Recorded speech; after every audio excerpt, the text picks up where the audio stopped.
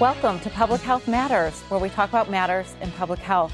My name is Jane Goodman, and I'm a communications specialist with the Division of Public Health and Community Services. We're in mid-October right now, so it's time for a COVID update. I have with me in studio today Angela Consentino. Welcome, Angela. Thank you, Jane. Angela's our City of Nashua epidemiologist, and she keeps us abreast of all the numbers and all the data, helps us make good decisions in our office. And we want to talk about COVID today, because I guess that's one thing we always start our show with lately.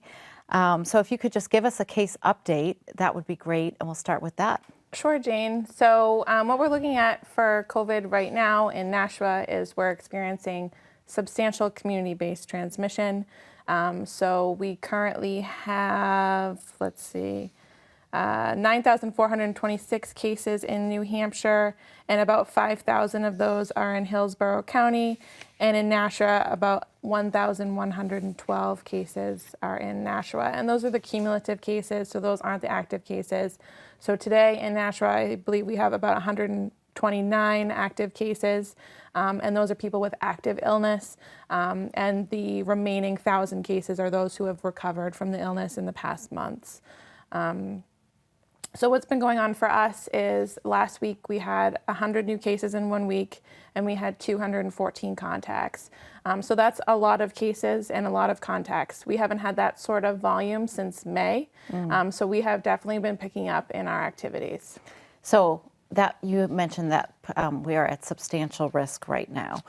So can you, we have a very minimal graphic, but it kind of tells us how did we get that red designation on the map, and what does it mean? And if you just break down those three statistics for us so that our audience can understand that a little bit better. Sure. So the state of New Hampshire has moderate and substantial community-based transmission. So it goes green, yellow, and red. So yellow is moderate and red is substantial. And they determine if you're in the green, yellow, or red based off of these three indicators on this chart. And the first one is new cases per 100,000 over 14 days. And that's the one that we are in the red in Nashua. So what that really is it's really the incidence rate of disease over the past 2 weeks. So the number of new cases in the past 2 weeks. So we're at 173 new cases over the past 2 weeks per 100,000 people. And the state of New Hampshire, I believe, is at about 79. So we are in the red category for that. And that pushes us, quote unquote, in the red. And then there's two other pieces to that. Can I just back up? Is there a number we want to be under for that in order to at least become, yellow next week? Yeah, to become yellow, we have to be under 100 new cases per 100,000. And then to be in the green, I think we have to be under 50. Okay. And then the other two pieces of that are we have the hospitalizations. So those are new hospitalizations per 100,000 people over 14 days. We're at 2.2 per 100,000 people. So it's still fairly low. So we're in the green in that. And then we have the 7-day % positivity of the PCR test swabs. So we're at 3.2% for that. And that's the number of people that are tested that come back positive. And so just for reference, back in the April, we had peaked at 17% for a % positivity rate. So this is still fairly low for that number. Once we bump up over 5, then we're going to be in the yellow for that. And then I believe over 10 is in the red. Okay. So we use 3 metrics to really look at our level of risk. And it's important because no one metric alone can tell the whole story. So unfortunately, if you fail one metric, so to speak, you're in the red. And so tell me a little bit about, one number that jumped out at me when I was putting some of these numbers together today was that we are averaging 10 cases a day right now in Nashua, 10 new cases. So we have a graph that we could pop up on the screen for people to look at, and they can really see the upward trajectory within the last month or 2 weeks. So tell me about what that means and why are we concerned? Sure, yeah. So we've been keeping track of these numbers all along. And then at the end of August, beginning of September, we started to see a slight increase in the numbers. And it was steadily slow and low increase of new cases. Over the past 2 weeks, we kind of bumped up quickly in regards to the number of new cases per day.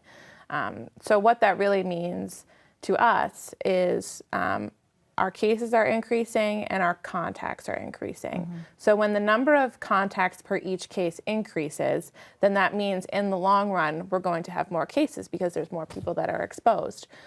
So for example, I'm one person and I'm sick, I'm a confirmed positive, and I live at home with just one person, but then I go to work and I interact with my colleagues and I'm going out to lunch. So I now have 10 to 12 contacts because I went out and did all those activities while I was sick, versus if I had just stayed home with my husband, then I would just have one contact. Right. So what's happening is people are going about their regular activities and they're seeing more people, and then in the long run, more people are getting sick. So let's just make a little plug for prevention here. So we want people to go out. We don't necessarily want people to stay home and do nothing, but you can go out and do it safely.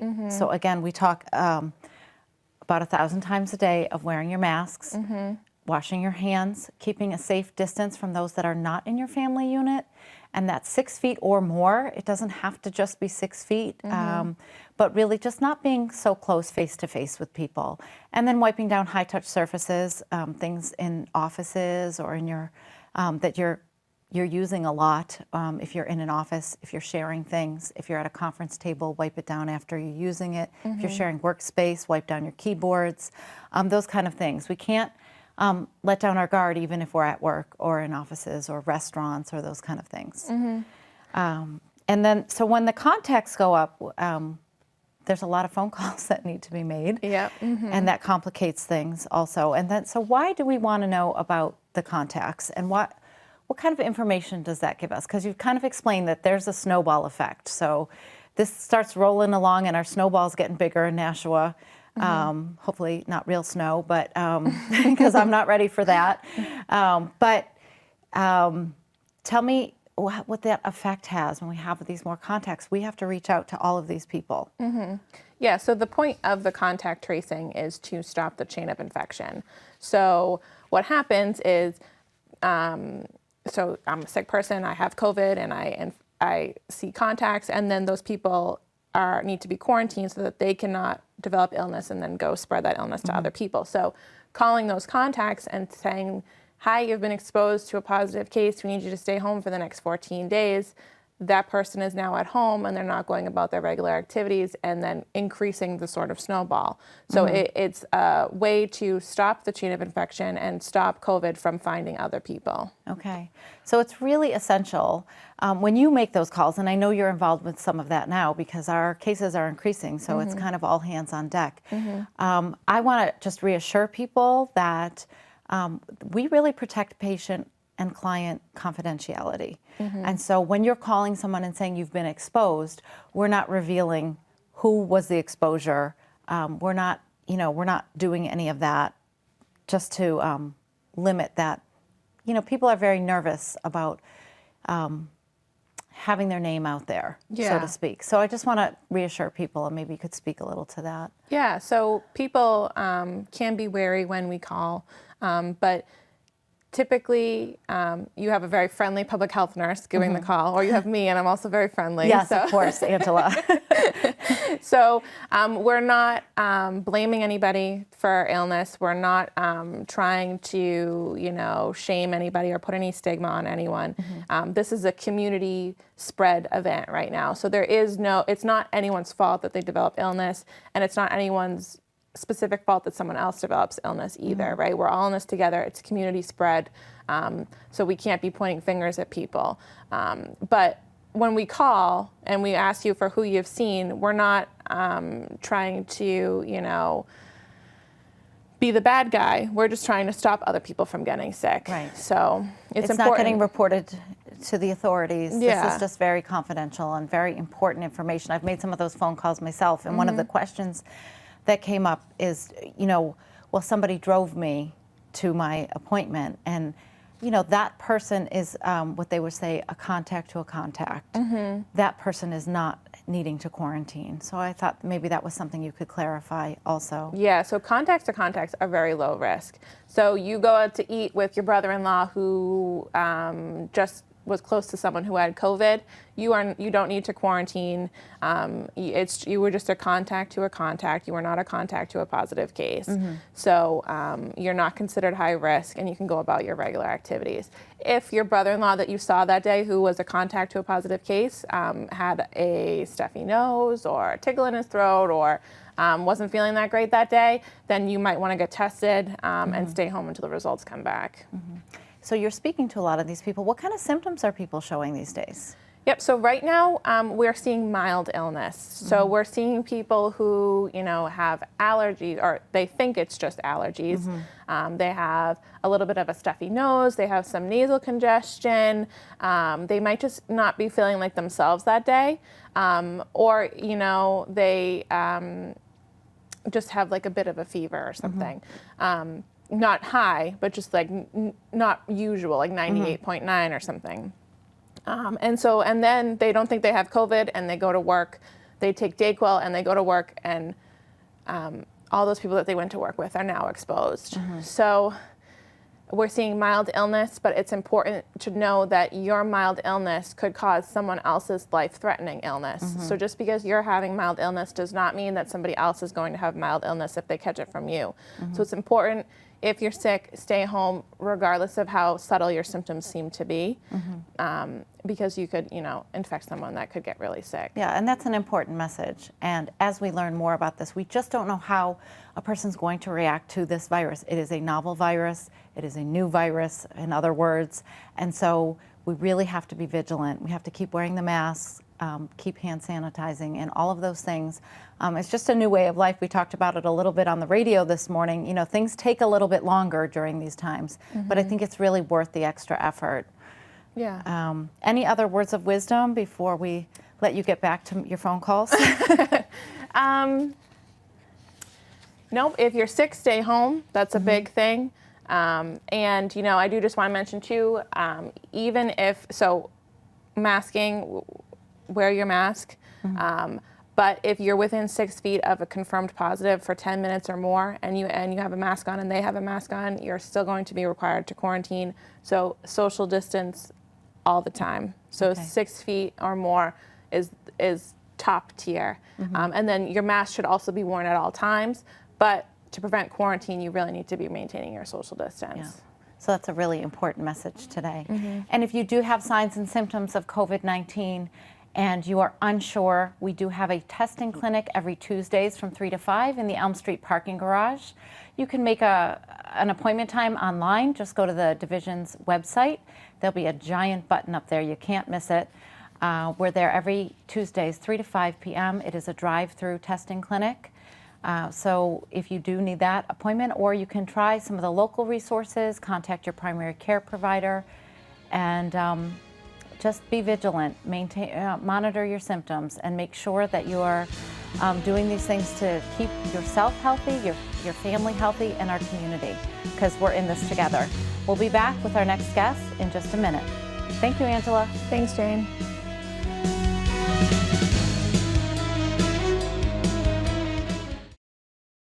Are you ready to vote safe, New Hampshire? A new law allows voters to check concerns about COVID-19 as a reason to request an absentee ballot. To learn more, visit the New Hampshire Secretary of State's webpage at sos.nh.gov or the website of your town or city to get forms and instructions. For those who want to vote in person, please wear a mask, expect changes for social distancing, and observe the rules. This way, we can vote safe in 2020. Our democracy depends on it.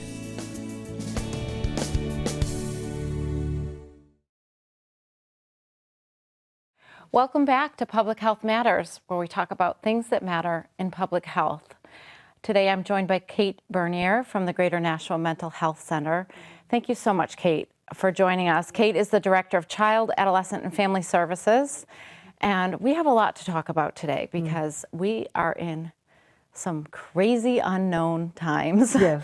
So I really appreciate you taking some time from your, I would imagine, extremely busy schedule of seeing clients and managing the department and all of those things. So thank you. Thank you. And tell me about Greater Nashua Mental Health. We did mention before we came on air that it's the 100th anniversary. I can hardly believe that. Yeah. I mean, I guess I'm glad we've known about mental health issues for that long, but tell me about the center. Yeah, it's been around for 100 years, and it's gone through a lot of iterations, and I've been there 22 plus years. Oh, wow. So I've actually seen it go through some iterations myself. And when it started, I think it was focused on immigrant families and community resources. They had a basketball team, I know that. But now it's very much mental health. And we changed the name a few years ago. There was a vote. It was Community Council of Nashua. People might remember that. And one of the questions was, should it be behavioral health or mental health? And a lot of us clinicians voted for mental health because I think that that's sort of what we see our work being about, is the mental well-being. And I think mental issues show up as behavior. So that's where the connection is. And for the general population, I think people understand mental health much more than behavioral health. Sure. And so it was a good change compared to all those things. So prior to the pandemic, you know, you were counseling adolescents and families and doing that kind of thing, group work, individual counseling. And then we have in March this COVID-19 pandemic, which we are not out of yet. So tell me what changed at the health center for you. A lot, and it was fairly rapid too, because as you know, at first people weren't sure how bad it was going to be or how long it would be.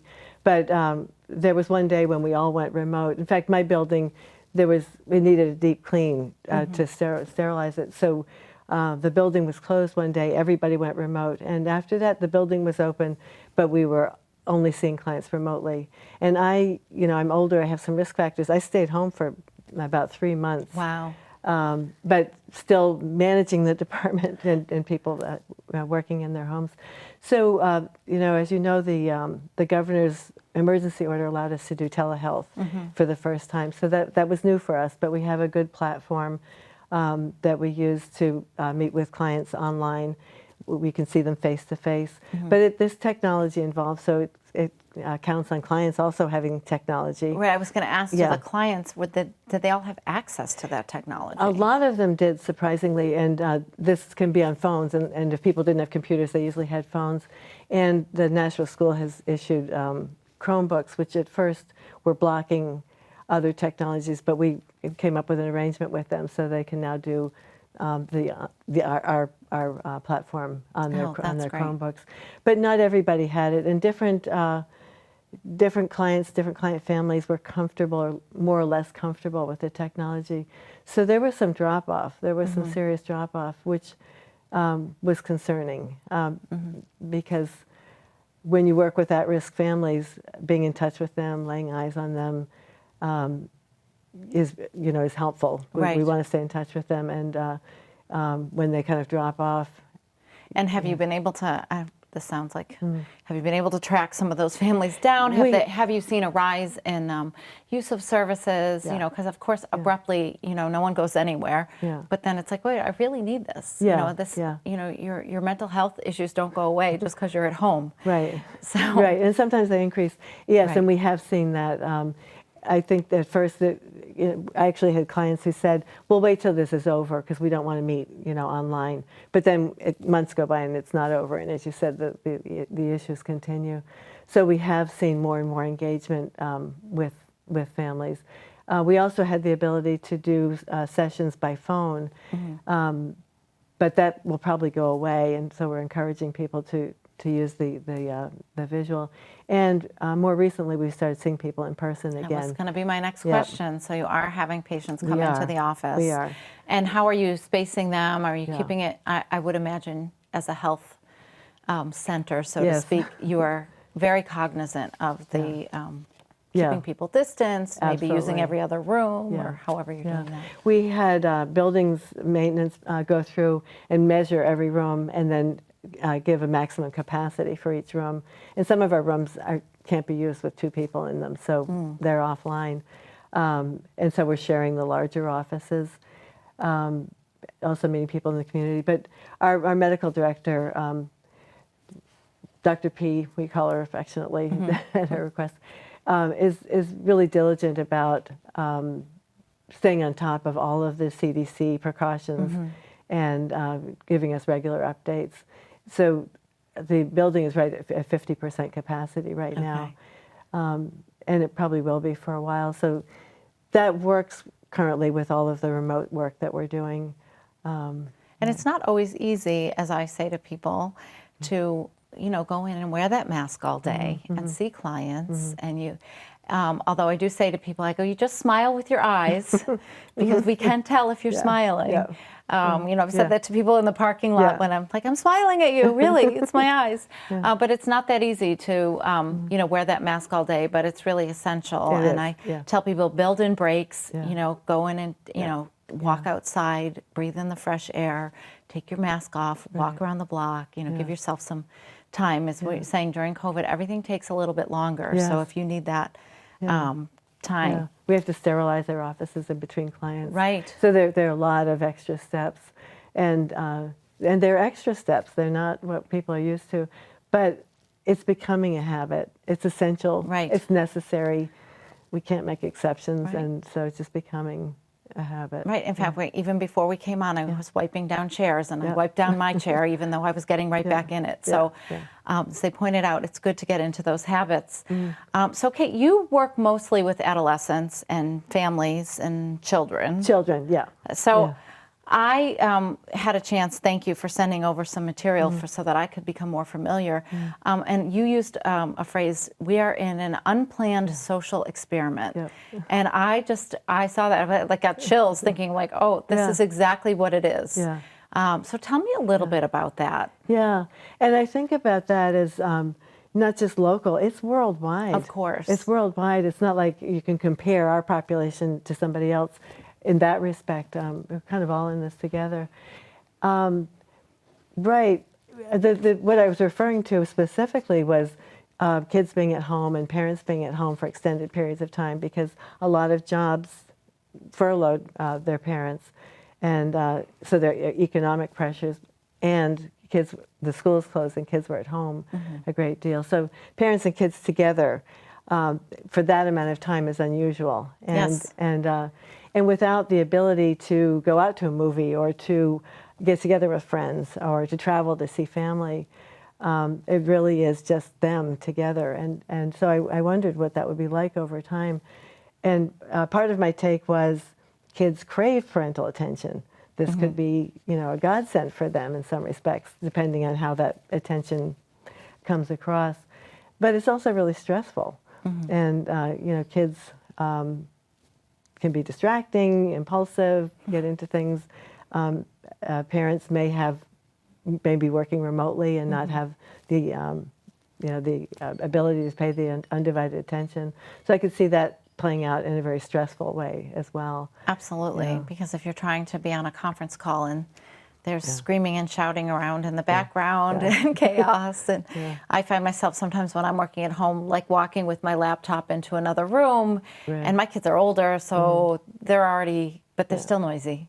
I've done sessions in my car because it's confidential and it could be private there. Right. So you have some tips here, and if we could just go through them, because I really think they're really important and important for our community to understand. And also, if we could put this in the lens, is that we're, like you said, this isn't just the Nashua community, but if we put this in the lens that this community, everyone is going through this. So it's important, like as we move through this, to support one another, and to maybe if you're watching, to share these tips with a friend who's having a hard day, because this stuff it's not going away anytime soon. And I'm cognizant, like our therapists are working with kids and families that are under a lot of stress. My therapists are going through stress as well. Absolutely. So it is universal. Right. Yeah. So your first principle was parents' attention is like gold. Spend it effectively. So what do you mean by that? The second principle follows from it, because whatever you pay attention to, you get more of. So that's the spending it effectively. Kids crave parents' attention, and whatever a parent pays attention to, especially if it's emotionally laden, kids are going to probably do that again because they want that attention. If you think of young kids, mommy watch, daddy watch. Hey, you didn't see it. I'll do it again. Watch me. It's as if they don't exist if somebody's not witnessing them. Witnessing is a really key role of parents. And when kids feel witnessed, they feel like they come to life. They belong, they matter. And we get a lot of our identity from the reflection that we see in others. Those relationships are really key. I know both of my parents are gone, and I remember when they passed, the difference in thinking I can't call them and tell them I saw my first robin. So even at my age, that witnessing factor matters. It's something that we do for each other. Having someone to share things with, and right. I think of like little kids, but it's also older kids as well. I think of the little kids if they're jumping in the pool, Mom, look, watch me jump, watch me dive, watch me turn. But this applies to teenagers as well. Yeah. I mean, we have to. And I think it's more subtle with teenagers because their natural support group are their peers. But that's because when they can count on their family to be there and to kind of have their back and to be paying attention. And if something's lacking at home, they may withdraw from their peer group to see what's going on at home, and that's not always helpful, and it's not healthy for them. But having parents in the background really matters to them. Absolutely. So I think it's always there. So what I meant by the spending it wisely is pay attention when kids are doing the preferred behavior. Sometimes when kids are playing nicely, oh, that's nice, let's not disturb them. But if they're climbing the curtains, it's like they get lots of attention. And the kids that are playing nicely think, well, what do I have to do to get that kind of attention? And that looks kind of interesting, and may gravitate towards the behavior that parents pay attention to. So it's just something to think about, to really appreciate the things that are going well.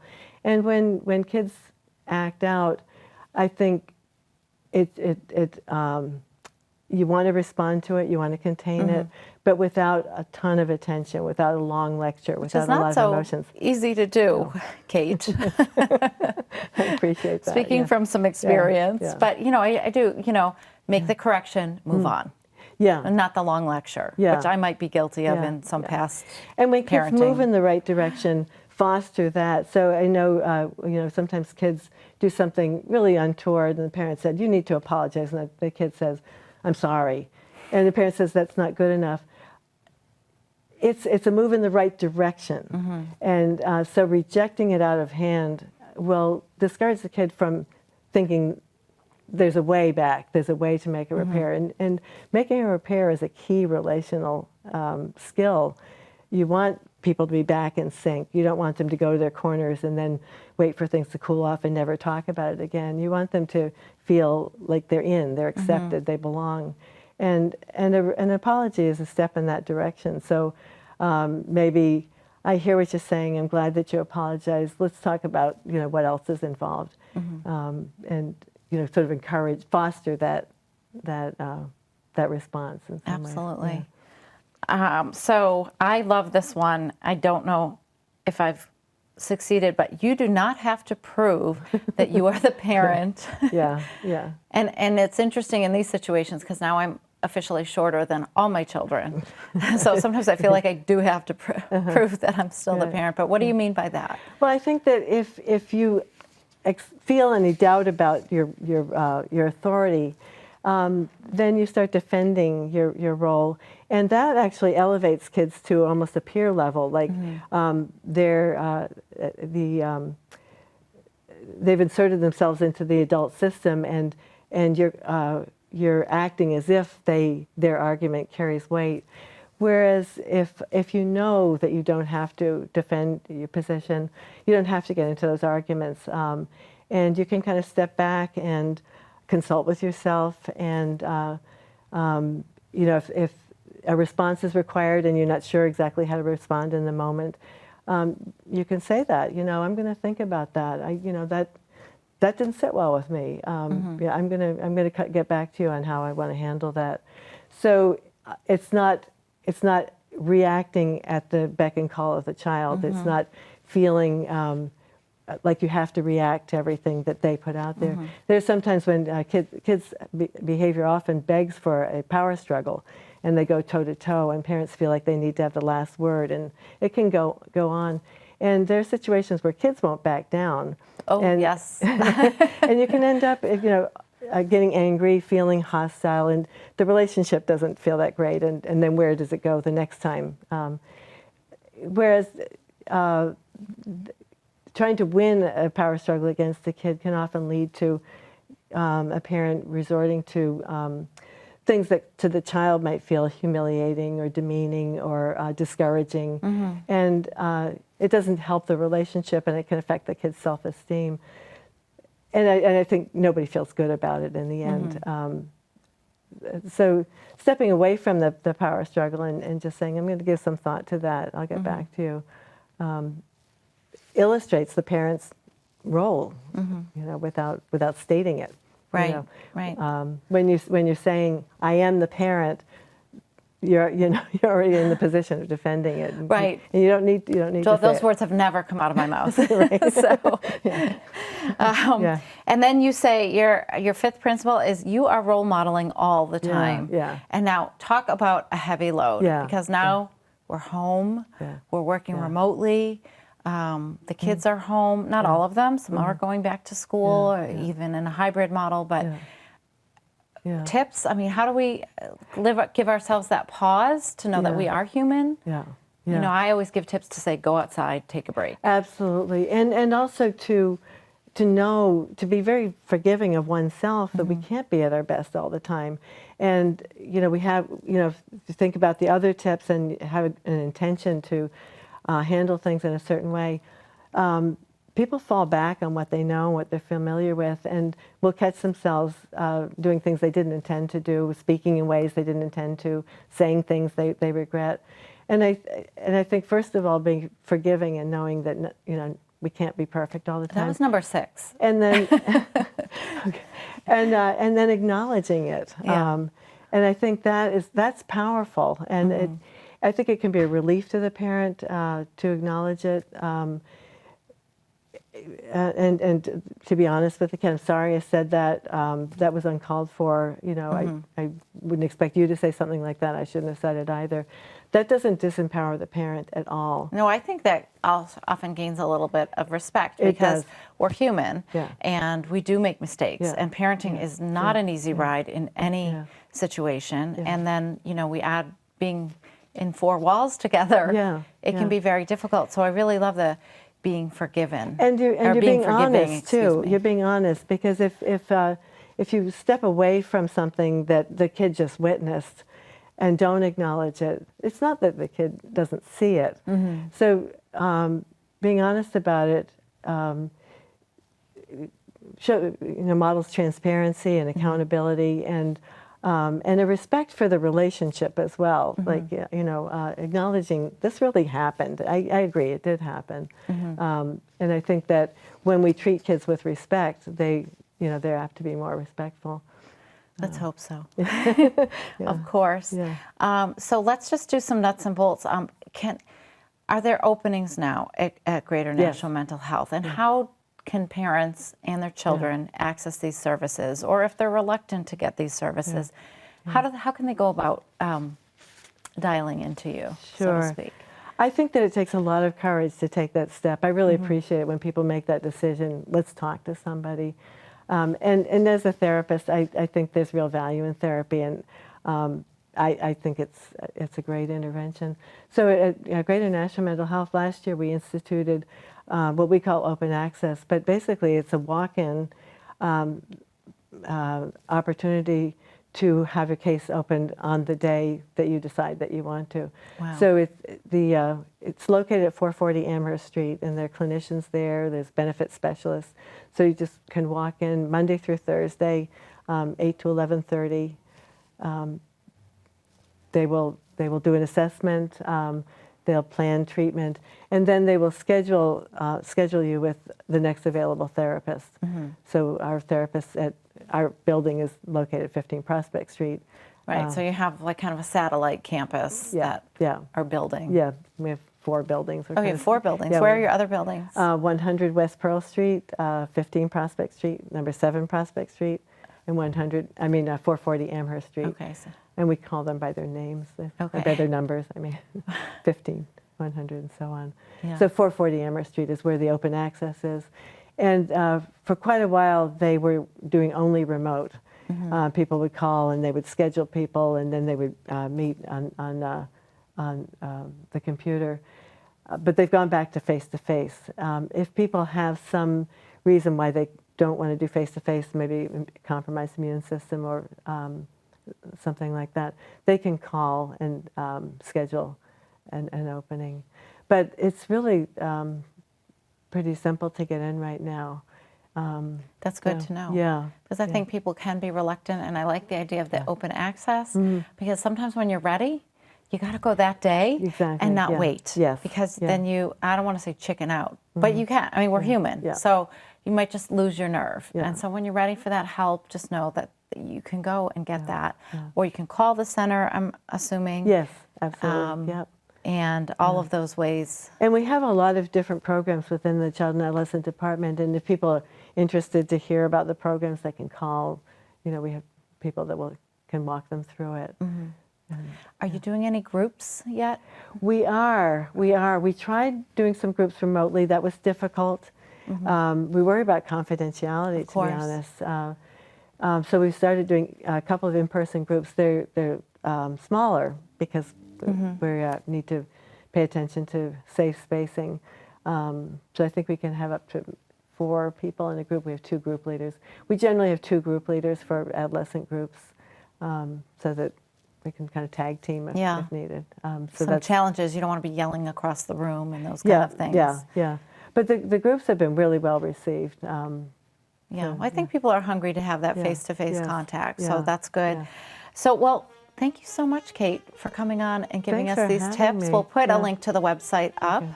It's very easy. It's gnmhc.org. So it's very easy to find. Yeah. Just 5 letters, folks.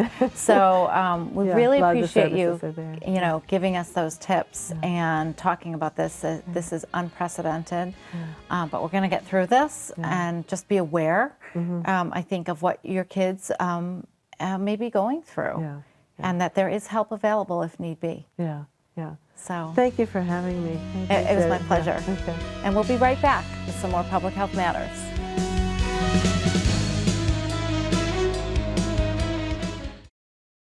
The use of face masks in public may reduce the spread of infection in the community.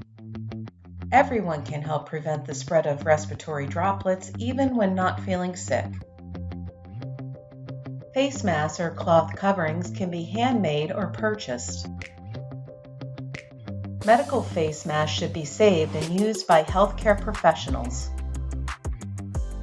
Wearing a face mask will help protect people around you, including those at higher risk of severe illness from COVID-19 and workers who come in close contact with other people. Wear a face mask in the community when visiting indoor, crowded, or busy places.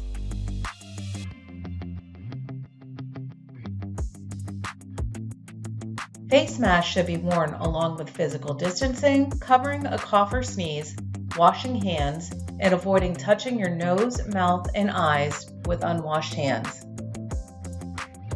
Using face masks in a safe way is important.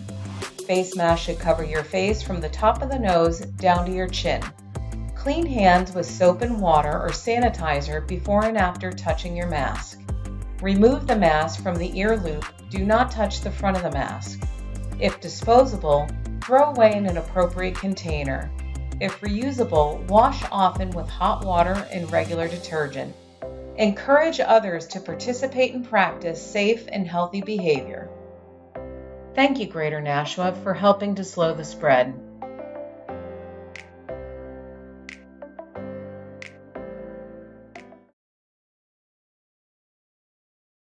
Welcome to Public Health Matters, where we talk about matters in public health.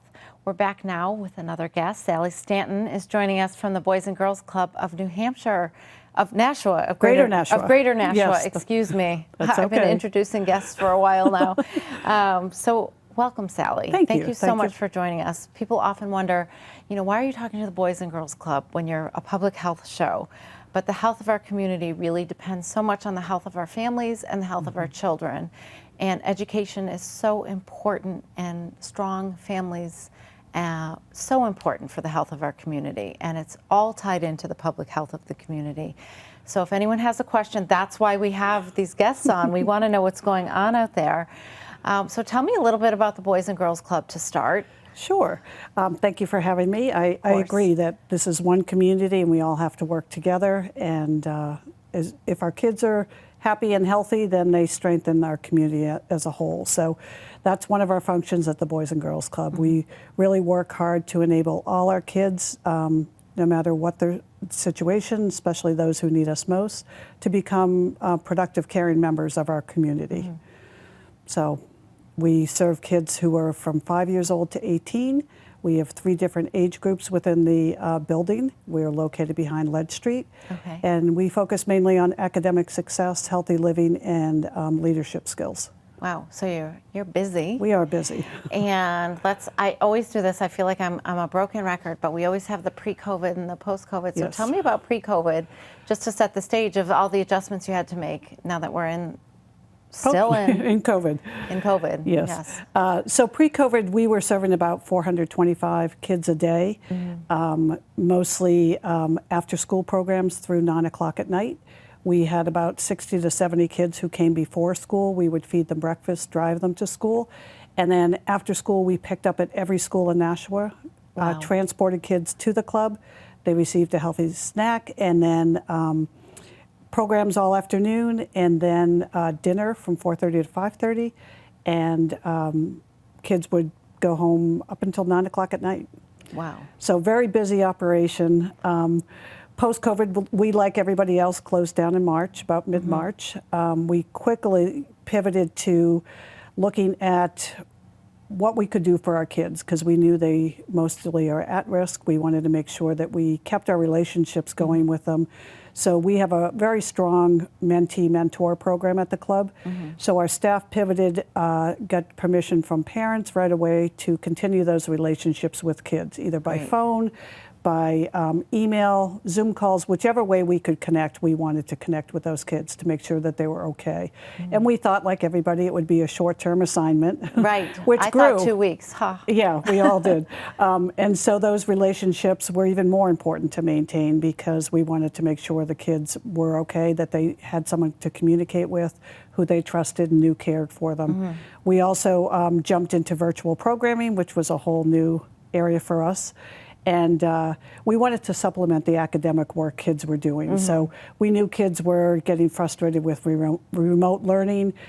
They were spending a lot of time on computers, but we wanted to really do some things that were fun. So we did art programs and physical challenges and athletic contests and a lot of different things that would be fun for the kids to do, that were more like what they would be doing at the club to keep them engaged. And I know we talked about this in the prior segment, but was technology an issue for some of these kids? Because one thing you said is the kids that come to Boys and Girls Club on a regular basis, is it income-based or is it need-based? Like, how do you determine who gets to go? Is it open to everybody? It's open to everybody in the community. Our annual fee is $35 a year, which incorporates all the food, all the programming, the transportation. That's for 8 to 18-year-olds. Our 5 to 8-year-olds are, it's a licensed child care program, so that is a higher fee, but supplemented by state funds. So it's all really financially based. If you can't afford $35 a year, we will scholarship you. Okay. We have a lot of families who have multiple kids, and that adds up, and so we just scholarship people, because we really want the kids to have a safe place to be. Absolutely. Yep. So then they're coming after school. They're coming after school. So how long has this been going on in Nashua, the Boys and Girls Club? We will be celebrating our 50th anniversary next year. Wow, we just had the 100th I with know. the Greater Mental Nashua Mental health. Health Center, and now we have this. It's just amazing, some of these agencies in the Greater Nashua community that are just serving our Long-lasting. community for so long. And we started with 300 kids back in 1971 in a little storefront downtown. And we have a 50,000 square foot building now with close to 3,000 members. Wow. Yeah. And they rotate, so some days they might come, Yes. depending on what their parents need. Yep. So the and- average is about 400, 450 kids a day. Well, that's a lot. But there's a lot of kids in and out of that building. Is there a Yep. gym in the building? We have a full-size gym. We so have a that's swimming great. pool. So we have a lot of activities in those areas. We have basketball teams and wrestling teams and swim teams and synchronized swimming team. So kids Wow. are in and out for practices all during the week as well. Wow. Were you able to use the facility at all during the summer, or did you just keep it closed? No, we opened up, we carefully considered what we could provide for kids. Our goal was to get as many kids back into the building as possible, following CDC guidelines and state guidelines. So we opened June 1st to a very limited group of kids. They all are in groups. At the beginning, they had to stay in their physical location in the building all day. Very changed program, but it allowed the kids to get out of the house. They were getting their meals, they were getting snacks, they were seeing each other. So that was good. It was a really hard way to provide our programming. Since then, we've adapted each time a change has been made in regulations. Over the summer, we did not open our Camp Doucette, which is an off-site Okay. camp. We decided there were too many areas of the camp that we didn't feel we could provide the safe and healthy guidelines that Right. we wanted to, so we made the decision not to open that. But we did open the club, and kids were participating on a camp model.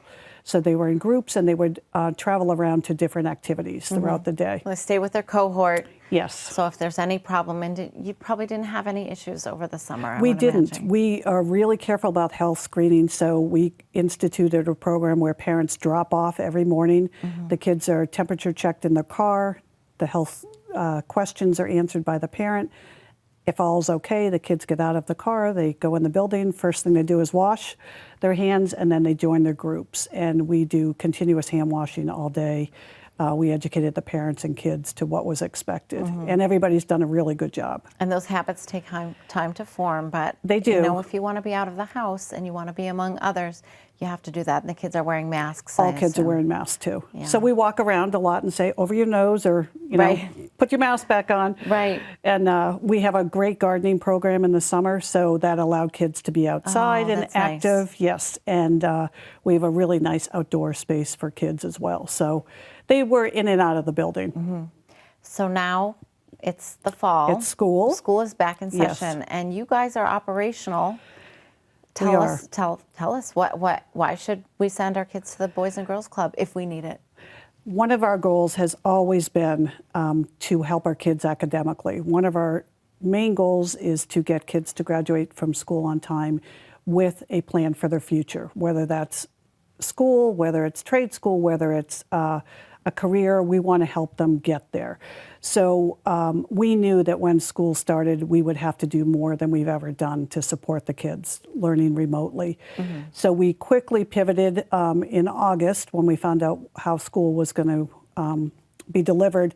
And we decided we would change our hours of operation. So we're open 7:45 in the morning now till 8 o'clock at night. Wow. Kids are dropped off in time to hop into their group, get on their Chromebooks, and tie in with their classroom work.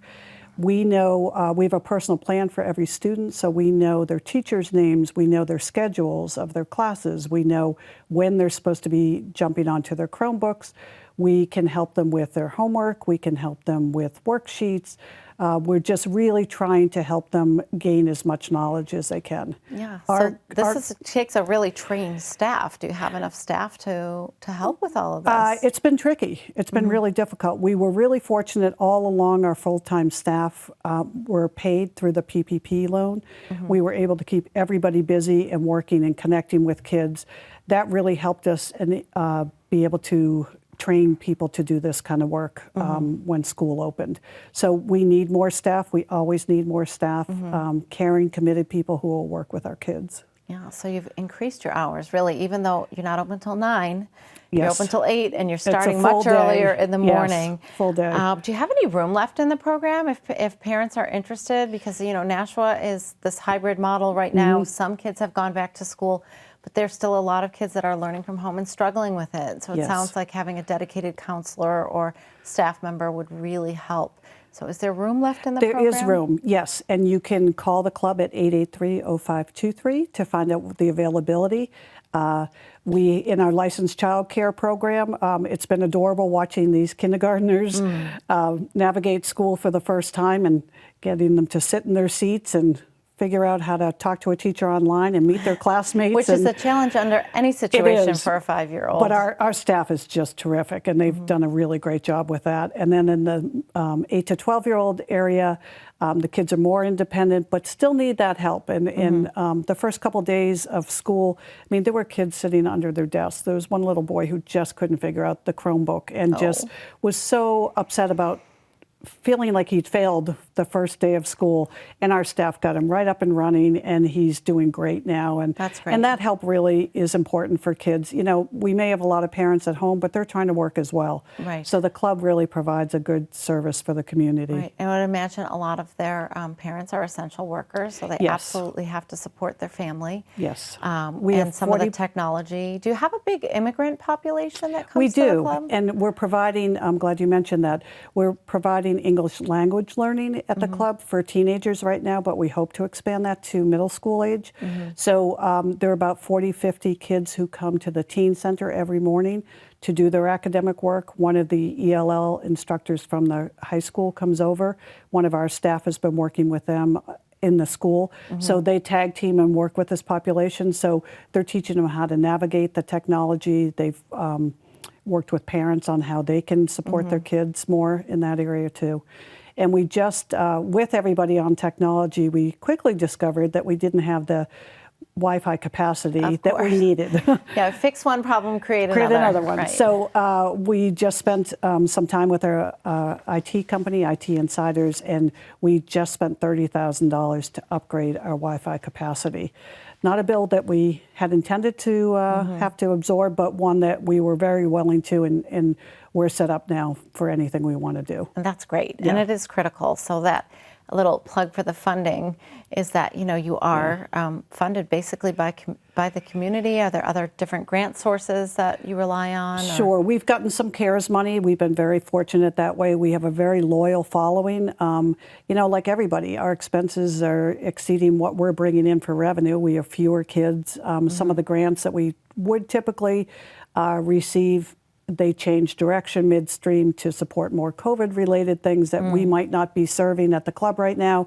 So like everybody, we need support. It's important to have the community rally around these nonprofits who are doing so much for the community. Absolutely. And we were talking before the show that the nonprofits are fundraising differently too. Yes. I mean, we're doing it virtually, and so just because it's not a live, splashy event, the need is still there. Yes. So just reiterate that. I know you mentioned you have an event in December. We won't talk about that too much, but there are events going on all fall that support the nonprofits. It's a big fundraising time for them, and it's very important that if you're able to absolutely, support some of these nonprofits going forward, because they've done an incredible job changing the way you do things, expanding your hours, bringing in kids, really being a paraprofessional with these kids to help them navigate the technology and do their assignments. I think it's, I saw with my own kids who are in high school that it's hard to keep them motivated. It is, it is.